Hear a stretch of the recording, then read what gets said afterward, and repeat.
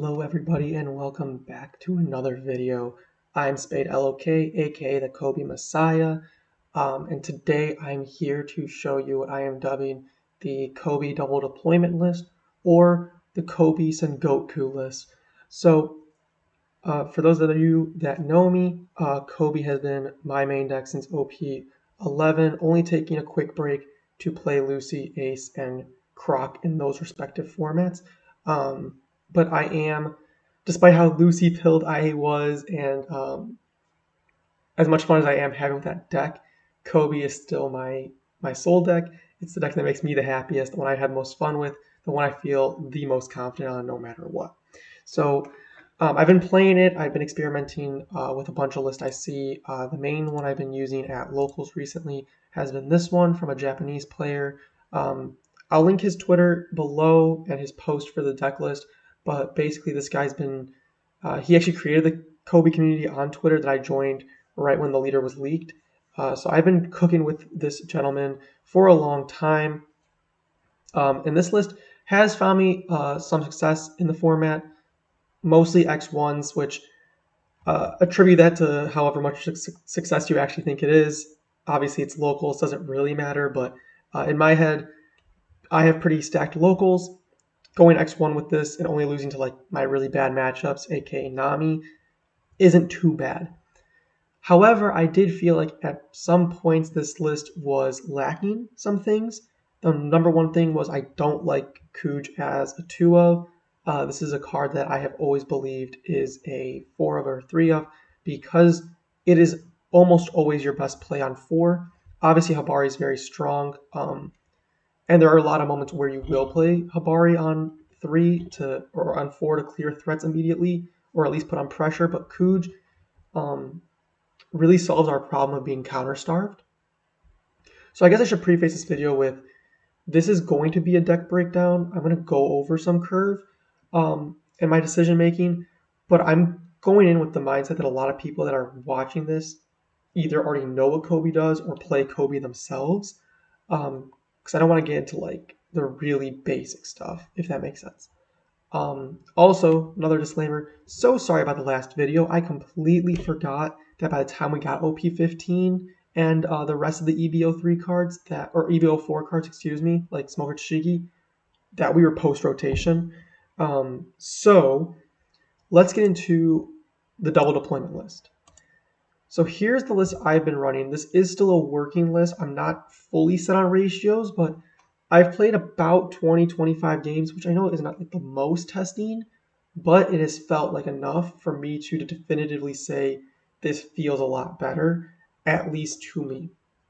So my issue with Koby since the beginning, since OP11, like I said, I've been playing this deck since forever.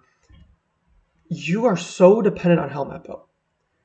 There was a break in EBO3 when we first got Habari and Kujaku that we fully switched to a mid-range build. We played like some Ben Beckmans and stuff as well because Helmeppo just wasn't as strong because we weren't playing the 8-cost Secret Koby anymore. But now we're back. We have this Koby from EBO4 that stays on the field. Helmeppo is still the engine. However, the main issue with Helmeppo still stands. Whatever you summon off of him, besides this Koby, goes bye-bye. Because we're not playing 8-cost Koby, because we're not playing 5-cost Habari, the effects that we get off of Helmeppo now just aren't nearly as strong. Obviously, Helmeppo into Koby is the bread and butter. Yes, I would love to have 2 6-7 bodies on my turn 3. That's awesome. But if you don't see that combo, and you only see like Helmeppo, Habari, it's fine. You can put on some pressure, but at the end of the turn, you're still only stuck with a 6-7 body. Like, you're still understated. Same thing with Helmeppo, Kujaku. Yes, if they have a rested board, you can put on some pressure. Or you can just, I've done this just to filter my hand. But the minute my opponent sees I do this into Helmeppo into Kujaku, it's like they know the game's not going my way, that they've basically won. So how did I build this list? What did I build it in mind with? It's maximizing double deployment. That's where Sengoku comes in. This is a 7/7 1K blocker. On play up to 1 Black Navy type character card with a cost of 4 or less from your trash rested. So because of EB03 and EB04, we finally have targets in this deck that are worth running. Before, this Sengoku did not feel good. We could only play like 4-cost Kuzan off of it, maybe 4-cost Hina. But now we have Kujaku and this Helmeppo. So this ensures that on our 6-Dan churn and our 8-Dan churn, that 9 times out of 10, we will see a combo piece. Which brings me to my next point, or the next question I assume you guys have, is why am I on 3 Helmeppo? And the truth is, 1, this deck can still brick. It doesn't have as many bricks as it did before. We're running 4, 10, 15, 19 bricks. 19 bricks is less than like the 25 to 22 that I've seen in most lists. But Helmeppo is a brick that just always feels bad because he's so expensive. Kujaku, at the very least, I can still drop late game to filter, get us a vanilla out, filter, and then draw 2 cards. There's not as much of a downside. With Helmeppo, if they're hitting rested, or I don't have a Koby or Habari in trash, it just feels like I'm just developing a body for the sake of developing a body. It's not actually putting on any real pressure. Additionally, one thing you might notice right away that you guys are probably waiting for me to address, we're not running 1-cost Kujaku. Let me pull that up to show off this one, the Searcher. This is typically the vanilla Searcher for the deck, right? It's your standard top 5 Searcher. It's also an extra dot on the field, essentially. However, in playing the list that I was showing you guys earlier, this one, the number one problem I've been running into is that I do not generate trash enough. Because we lost brand new, and because there's not as much black in this list, you'll notice there's a lot of red. It's about 50-50 actually, but it's a lot of red. We cut Sengoku, so the 1-cost Sengoku. So our trash is really reliant on Navy Officer, Kujaku, and then counter out a hand, maybe an early Aramaki. With this build, you'll see not as much red, right? 4, 8, 8 plus 6 is 14. We have 17 red cards. That's a lot less. And it means that we can now put back this Sengoku in because we just replaced 4 searchers for 4 searchers, essentially. Plus, having a generic draw is better because we're running Mole Pistol and Aesop Luffy. Since we're not doing any dedicated searching outside of the event, our chances of not hitting these is reduced. So we're more likely to actually see them during the game, which is awesome. Sengoku also puts 2 cards into trash immediately. So it's as simple as you play him on turn 1 if you don't have another searcher, and then you like counter out, and now suddenly leader ability is online, you're safe to go. So the whole idea is it's the same as the deck has been before, right? Turn 1, you're going to search either Sengoku or Navy Officer. On 3 and 4, you're going to play Habari, Kujaku, or Koby, depending on the situation. Koby for any low to the ground decks like Jinbei or Panel.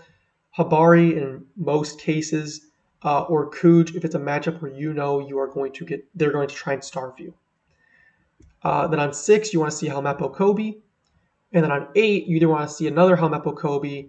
But if you don't have Helmeppo Koby, that's why you play Sengoku. And like I said, with Sengoku, we get either Kujaku or Helmeppo. Sengoku Kujaku is really, really fucking strong because we get to filter our hand more, we develop a 6K and a 7K, and then we also buff our board. Yeah, she's rested, but outside of like Luna stun, she's probably going to live. It's kind of hard swinging to an 8K body like that. If we do Sengoku into Helmeppo, suddenly we get a Helmeppo that also lets us keep our Habari. So we play Sengoku, this Helmeppo comes out rested, but then we immediately pop it into Habari. Habari comes out active, so she can actually get her on play and her when attacking. It's as if you just deployed her for free, right? Another issue I didn't mention with the Helmeppo was that by the time you get to 8 down, like your second Helmeppo turn, you're typically looking a little unhealthy. Either hand's a little starved or you're like low in life. And at this point, if you didn't drop a Kujaku, your board's about to be swung into, so you'll be counter-starved, or you're, like I said, you're already running out of cards. There's just so much that goes into it, right? So by being able to still have double deployment, but gain a big blocker out, it keeps us safe and keeps our board wide and difficult to deal with. I'm still running Mole Pistol at 3 because I just think Mole Pistol is really, really good. The trigger has won me games. This plus Koby on 10 Don is really good because it's basically like develop a body and then Mole Pistol replaces himself. I mean, if you just have Koby on the field, period, Mole Pistol always just replaces itself, which is really, really strong. Not to mention, it also does combo with Habari, so you can -1 to a 7K and then kill it, or to an 8K, sorry, and then kill it with Mole Pistol for free. The other thing I added into this deck is I'll whip you into shape. This is a slot that I think is pretty flexible. It can either become more dolls, it could become rippers, it could become Smoker Tashigi, but after playing some Anels, the ones that actually understand what Koby does know not to rest their 6 cost because they know it's just a doll victim. You know, I'm just going to play doll and then swing a bunch of swings into it. What this allows me to do is still play the doll, reduce it to like a 5. If I have a Habari, make it a 4. Oh, sorry, make it a 4. Habari, make it a 3. Swing with Habari, and then swing like one of these 7Ks that I assume I have on the board by that point. Yeah, it's cards out of hand, but that's really the only card that gives us issues in the Nell matchup. Everything else is very doable. All the vessels are easy to deal with. Holly's a little annoying, but that's why we have Mole Pistol. And plus, it's like once we take that double attack, we're probably fine anyways.